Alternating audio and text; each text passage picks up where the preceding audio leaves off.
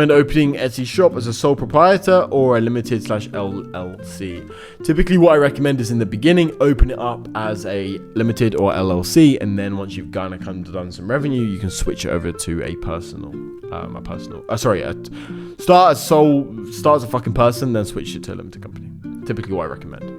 Should I write the product is handmade in product title description, or is it self-explanatory in Etsy? No, I would write it as handmade, yeah. Can I sell to Europe, namely to Germany, if I'm not in non-EU country? Yeah, of course, bro. Like, are you talking about on Etsy? Like, yeah, of course you can, bro.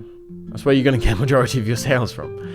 Why do you hate digital products? I don't hate digital products. I just think that you can make a lot more money doing dropshipping, doing the stuff that I talk about. And when I say a lot more money, I mean like a fucking lot more money.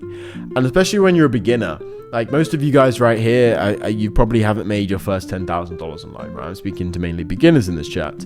Maybe you have made more, but most of you guys, there's 43 people in here now, right? Most of you guys have probably made less than $10,000 online. And digital products take a lot longer to get up and running, and it's a lot harder to make that initial money, right?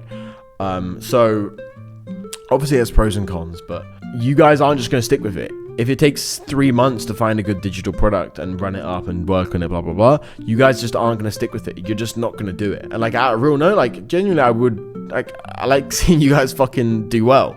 So if I'm recommending digital and I know that out of the people that try it, 90% of people will give up before they see success. Whereas if, say, Etsy dropshipping, 20%, 30% will give up before they see success. It's just better, right? It's just fucking better.